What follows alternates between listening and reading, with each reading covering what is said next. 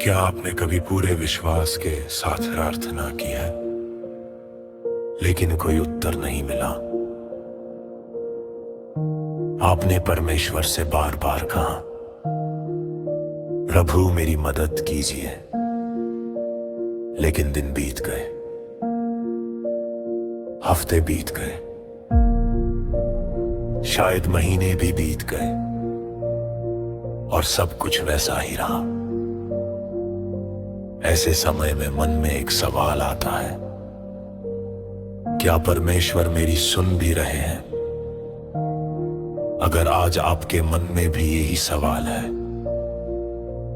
तो इस वीडियो को अंत तक जरूर देखिए, क्योंकि आज जो सच्चाई आप सुनने वाले हैं वो आपकी पूरी सोच बदल सकती है। दोस्तों, परमेश्वर का चुप रहना इस बात का प्रमाण नहीं है कि उन्होंने आपको छोड़ दिया है। अक्सर जब हमें लगता है कि कुछ भी नहीं हो रहा, उसी समय परमेश्वर हमारे भविष्य के लिए सबसे बड़ा काम कर रहे होते हैं। हम ऐसी दुनिया में रहते हैं जहां हर चीज तुरंत चाहिए, तुरंत जवाब, तुरंत सफलता, तुरंत पैसा। लेकिन परमेश्वर जल्दबाजी में काम नहीं करते,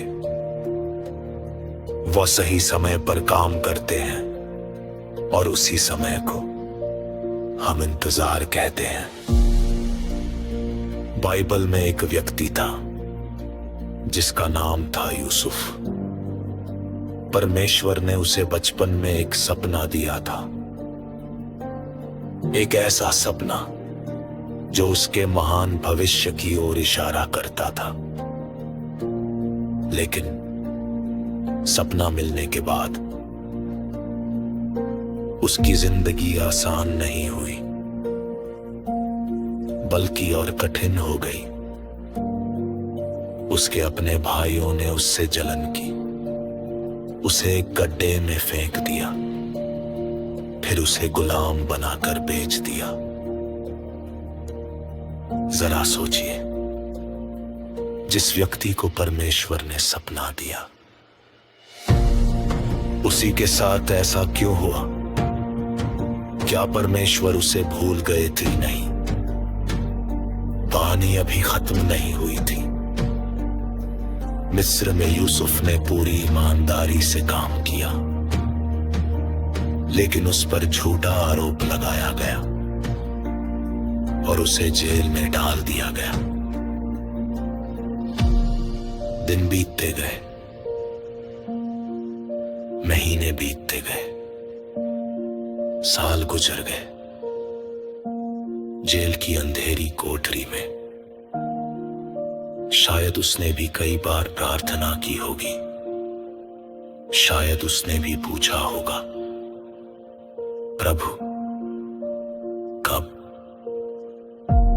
लेकिन परमेश्वर चुप थे, या कम से कम यूसुफ को ऐसा लगता था। असल में परमेश्वर चुप नहीं थे, वो हर दिन, हर परिस्थिति और हर दर्द के बीच यूसुफ को तैयार कर रहे थे, उसका चरित्र बना रहे थे, उसे धैर्य सिखा रहे थे, उसे एक ऐसा नेता बना रहे थे जो पूरे देश को बचाने वाला था। फिर एक दिन सब कुछ बदल गया।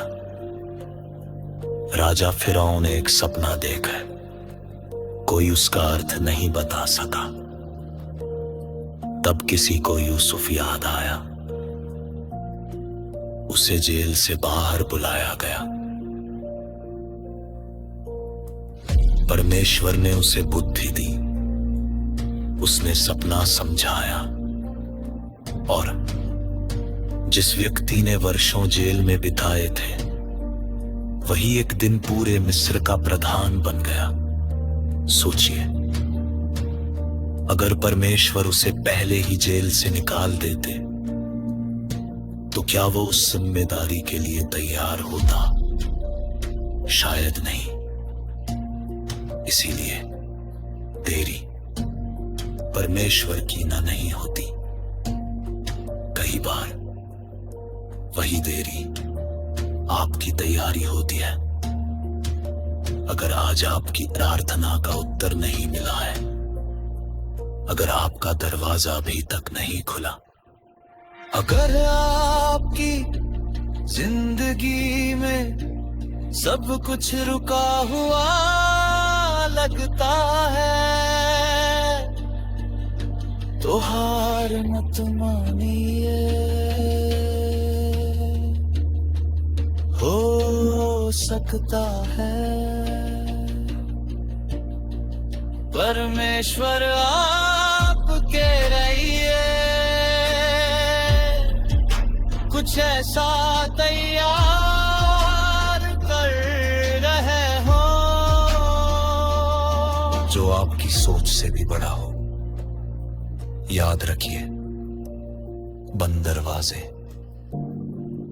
हमेशा स्वीकार नहीं होते। कई बार वह सुरक्षा होते हैं, और इंतजार सजा नहीं होता, वो तैयारी होती है। रोमियो माथा टेक में लिखा है, हम जानते हैं कि जो लोग परमेश्वर से प्रेम रखते हैं, उनकी लिए सब बातें मिलकर भलाई योगन करती है। देन दीजिए हो जमिए में ही बेहता की हर परिस्थिति अच्छी होगी, और दे परमेश्वर हम स्थिति को आपकी भलाई के लिए काम में लाते हैं। इसलिए प्रार्थना करना मत छोड़िए, विश्वास करना मत छोड़िए, आशा रखना मत छोड़िए, क्योंकि